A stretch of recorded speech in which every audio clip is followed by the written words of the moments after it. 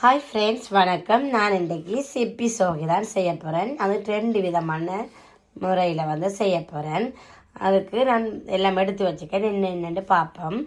இப்போ இதில் 3 சொண்டு அவிச்ச மாவுக்கு 3 சொண்டு பச்சை மாவு சேர்த்துருக்கிறேன். அதுக்கு தேவையானது நான் இளம் சுடுதண்ணி சூட்டான தண்ணி நான் எடுத்து வச்சிருக்கிறேன். ஆகலும் ஆறினதாகவும் இருக்கக்கூடாது, ஆகலும் சூடாகவும் இருக்கக்கூடாது, இளஞ்சூடாக இருக்கணும். மற்றது தேவையான அளவு உப்பு எடுக்க போகிறேன். எள்ளும் எடுத்து வச்சிருக்கிறேன். மற்றது இது தேங்காய் பால் எடுத்து வச்சிருக்கேன். தேங்காய் பால், சீனியும் எடுத்துருக்கிறேன். இந்த மாவு தனியாக பச்சை மாவு எடுத்து வச்சுக்கிறேன். இதில் 2 சொண்டு பச்சை மாவு எடுத்து வச்சுக்கிறேன். பச்சை மாவுக்கு நான் தேங்காய் பாலும் சீனியும் சேர்த்து செய்ய போகிறேன்.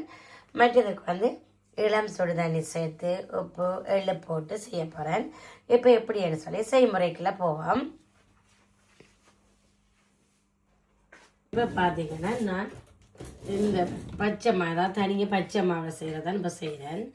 அதுக்கு நான் உப்பு சேர்க்கிறேன். அதோட கொஞ்சம் எள்ளும் சேர்க்கணும். கொஞ்சமாக இப்போ கொஞ்சமாக எள்ளும் சேர்த்துட்டேன்.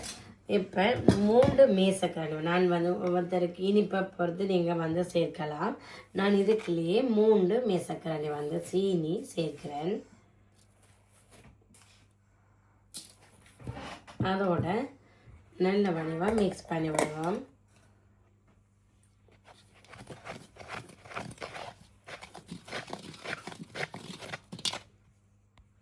நல்ல வடிவாக மிக்ஸ் பண்ணியாச்சு. இதோட நான் இனி பாலை சேர்க்க போகிறேன். கொஞ்சம் கொஞ்சமாக பாலை நாங்கள் சேர்த்து அகலும் சூடாமல் இருக்கக்கூடாது, அகலும் ஆறினதாகவும் இருக்கக்கூடாது. கொஞ்சம் சூடாக இருந்துச்சுன்னு சொன்னால் தான் லைட்டான நிக சூடாக இருக்கணும். அப்போ இப்படி நல்ல வடிவாக இப்படி நாங்கள் மிக்ஸ் பண்ணி இதை கிண்டி எடுப்போம்.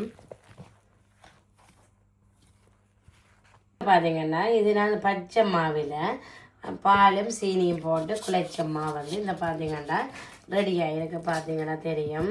இப்படி நல்ல வடிவாக குழைச்சி எடுத்துட்டு இதே நீ இப்படி சின்னனா இப்படி நாங்கள் உருண்டையாக்கி போட்டு எவ்வளோத்துக்கு சின்னனா எடுக்கணுமோ அப்படி உருண்டையாக்கி போட்டு பேருந்து ஒண்டா நாங்கள் இப்படி குட்டி குட்டியாக போல் பண்ணி எடுப்போம். எல்லாத்தையுமே போல் பண்ணி எடுத்த அப்புறம் பார்ப்போம். பார்த்தீங்கன்னா இது நான் அவிச்ச மாவும் பச்சை மாவும் சேர்த்து செய்கிறது. இப்போ இதுக்கு நான் தேவையான அளவு உப்பு சேர்க்கிறேன். அதோடு சேர்த்து நான் எள்ளு ஒரு 2 மேசக்கரண்டி எள்ளு சேர்க்கிறேன். நீங்கள் ரெண்டும் சரி சமமாக போட்டிங்கன்னா கரெக்டாக இருக்கும் உங்களுக்கு அவிச்ச மாவும் பச்சை மாவும். ஏன்னா அவிச்ச மாவில் பச்சை மாவில் செய்கிறத விட அவிச்ச மாவும் சேர்ந்து கலந்து நாங்கள் செய்யக்கில் இன்னும் நல்லது முறுமுறுப்பாக நல்ல வடிவாக இருக்கும். அதுக்காக தான் நான் அவிச்ச மாவு சேர்த்து இதையும் செய்கிறேன். பார்த்தீங்கன்னா மிக்ஸ் பண்ணி நாங்கள் உப்பும் கொஞ்சம் போட்டு எல்லாம் போட்டுட்டு வடிவாக மிக்ஸ் பண்ணிட்டோம். இப்போ இதுக்கு இளம் சுடுதண்ணி தான் அதே மாதிரி தான் இளம் சுடுதண்ணி அதில் மில்க் பாலில் கரைச்சிடான். இது சுடுதண்ணியில் அதையும் நாங்கள் கொஞ்சம் கொஞ்சமாக சேர்த்து நல்ல வடிவாக குழைச்சி எடுப்போம். பார்த்தீங்கன்னா மற்ற மாவுமே நான் அந்த அவிச்ச மாவோட சேர்ந்தது இப்போ குழைச்சி எடுத்துட்டேன். லைட்டாக இப்படி ஒயில் சேர்த்துட்டு இந்த சட்டியில் ஒட்டாத பதமாக இப்படி வந்துச்சேன்னா சரி. இப்போ இதையுமே அதே மாதிரி நான் சின்ன சின்ன போலாக இப்படி எடுக்க போகிறேன்.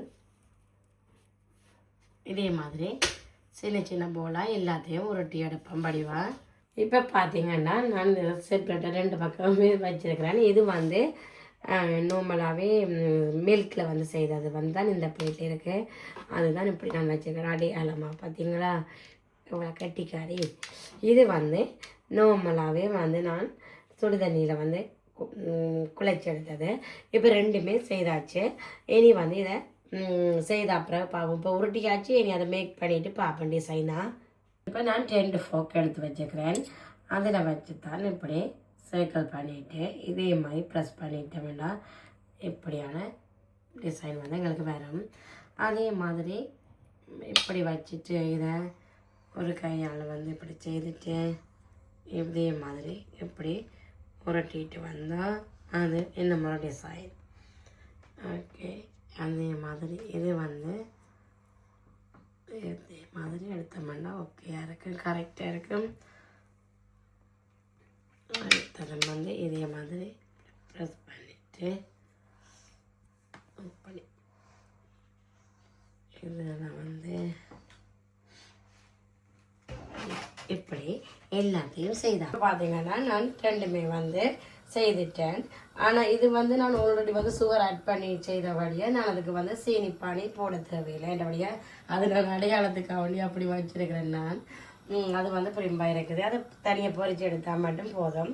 இது மட்டும் நான் பொரிச்சு எடுத்துட்டு இதுக்கு வந்து சீனி பானி வந்து போடணும். இப்போ நான் ரெண்டையுமே வந்து முதல் அதை பொரிச்சிட்டு காட்டிட்டு எடுத்துட்டு இதையும் பொரிச்சிட்டு ரெண்டையும் பார்ப்போம். ஓகே, பொரிச்சா அப்புறம் இப்போ பார்த்தீங்கன்னா சட்டி வந்து சூடாகிக்குது. நான் இப்போ எல்லாத்தையும் வந்து அதில் ஆட் பண்ணுறேன்.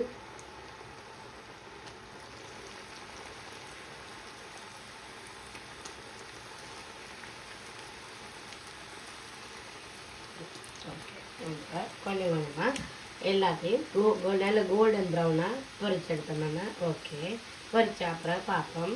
இப்போ பார்த்தீங்கன்னா இந்த நல்ல வடிவான கோல்டன் கலரை வந்துருக்கு, பார்த்தீங்கன்னா தெரியும். இதே மாதிரியானது எடுத்தால் ஓகே, ஆறின அப்புறம் அதில் கலர் வந்து நல்ல வடிவாக வரும். அப்போ இந்த டைம் வரைக்கும் நாங்கள் எடுத்தோம்னா ஓகே. இப்போ வந்து நான் எல்லாத்தையும் பார்த்தீங்கன்னா இதுதான் நான் கரெக்டாக எடுத்து வச்சுக்கிறேன். இது வந்து ஆல்ரெடி வந்து சுகர் இதில் ஆட் பண்ணி நான் செய்தது வந்து இதுதான். இது வந்து நான் இப்போ ஃப்ரை பண்ணி எல்லாம் எடுத்து வச்சுருக்கிறேன். இனித்தான் சீனிப்பாக காய்ச்ச போகிறேன். இப்போ ரெண்டுமே நான் பொரிச்சு எடுத்துட்டேன், பார்த்தீங்கன்னா தெரியும். அப்படி இந்த கலரில் கோல்டன் கலரில் இப்படி நாங்கள் எடுத்தோம்னு சொன்னால் ஓகே இருக்கும். இப்போ இனி ரெண்டுமே இது முடிஞ்சது. இனி இதுக்கு வந்து சீனிப்பாக வந்து நான் ரெடி பண்ண போகிறேன். செய்யக்கில் பார்ப்போம். பார்த்தீங்கன்னா நான் இதில் 500 ml தான் இதில் எடுத்து வச்சுக்கிறேன் தண்ணி. இந்த தண்ணி வந்து ஓகே இருக்கும். இதுக்கு நான் கண்டென்ஸ்டு மில்க் அந்த டின்னால் வந்து 1.5 சொண்டு சீனி வந்து எடுக்க போகிறேன்.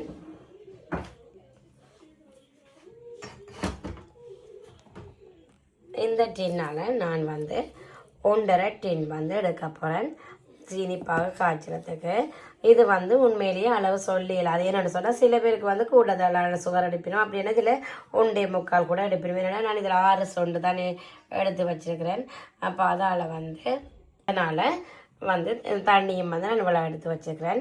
இதில் எனக்கு வந்து ஓரளவு சுகர் தன்மை இருந்தால் போதுமானு நினைக்கிறேன். சில பேர் கூட தண்ணி இனிப்பு வேணுமென்னுச்சா நீங்கள் 1.25 கூட இந்த டின்னால் நீங்கள் எடுக்கலாம். எடுத்துட்டு வந்து இதில் 1.5 அதாவது 500 750 ml வந்து தண்ணி எடுத்துட்டு நீங்கள் செய்யலாம். வந்து நான் தண்ணியை வந்து சேர்க்கிறேன். சரியா 500 ml தண்ணி எடுத்து வச்சுருக்கிறேன். தண்ணி வந்து கொஞ்சம் லைட்டாக சூடாக வைக்கல நாங்கள் வந்து சுகரை வந்து சேர்ப்போம். பார்த்திங்கன்னா லைட்டான சூடு வந்துட்டுது. நான் இப்போ வந்து சீனி இறக்கில் சேர்க்கிறேன்.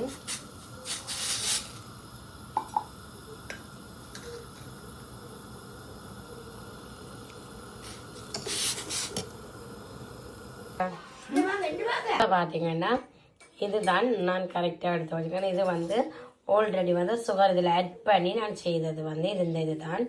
இது வந்து நான் இப்போ ஃப்ரை பண்ணி எல்லாம் எடுத்து வச்சுக்கிறேன். இனித்தான் சீனிப்பாக காய்ச்ச போகிறேன். இப்போ ரெண்டுமே நான் பொரிச்சு எடுத்துட்டேன், பார்த்தீங்கன்னா தெரியும். அப்படி இந்த கலரில் கோல்டன் கலரில் இப்படி நாங்கள் எடுத்தோம்னு சொன்னால் ஓகே இருக்கும். இப்போ இனி ரெண்டுமே இது முடிஞ்சது. இனி இதுக்கு வந்து சீனிப்பாக வந்து நான் ரெடி பண்ண போகிறேன். செய்யக்கில் பார்ப்போம். பார்த்தீங்கன்னா நான் இதில் 500 ml தான் இதில் எடுத்து வச்சுக்கிறேன் தண்ணி. இந்த தண்ணி வந்து ஓகே இருக்கும். இதுக்கு நான் கண்டென்ஸ்டு மில்க் அந்த டின்னால் வந்து 1.5 சொண்டு சீனி வந்து எடுக்க போகிறேன்.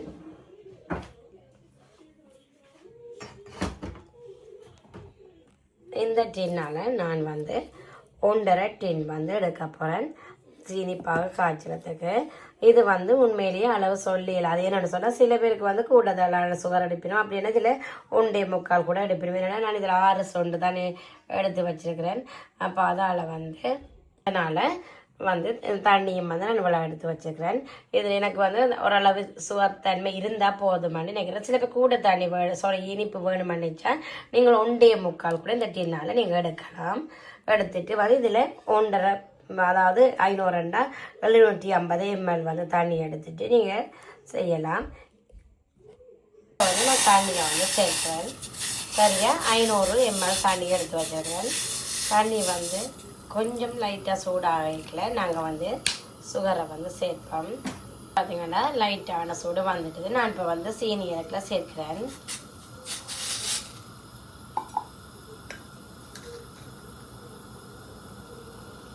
இப்போ வந்து நான் மிச்ச சீனியையும் வந்து சேர்க்கிறேன்.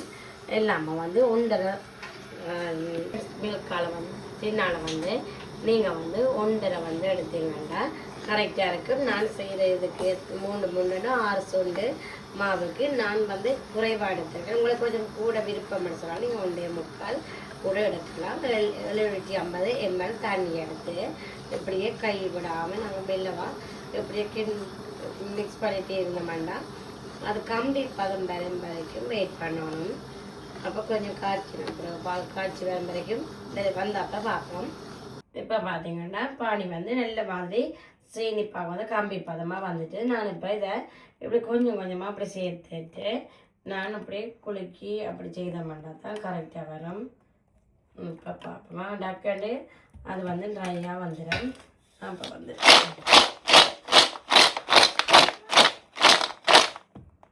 இப்படி நான் மிச்சம் எல்லாத்தையும் வந்து இப்படி வந்து நல்லபடியாக சேர்க்கிறேன்.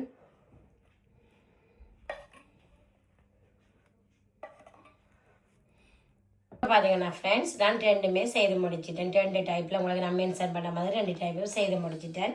நான் சொன்ன அளவின்படி நீங்களும் செய்து பாருங்கள். அது பர்ஃபெக்டாக கரெக்டாக இருக்கும். எந்த வீடியோவை வந்து டைம் ஸ்பெண்ட் பண்ணி பார்த்துருக்குற எல்லோருக்குமே தேங்க்யூ ஸோ மச். அதே மாதிரி என் வீடியோவை இவ்வளோ நாள் மீன்ஸ் என் வீடியோவை சப்ஸ்கிரைப் பண்ணின எல்லோருக்குமே தேங்க்யூ ஸோ மச். என் வீடியோவை லைக் பண்ணுங்க, கமெண்ட் பண்ணுங்க.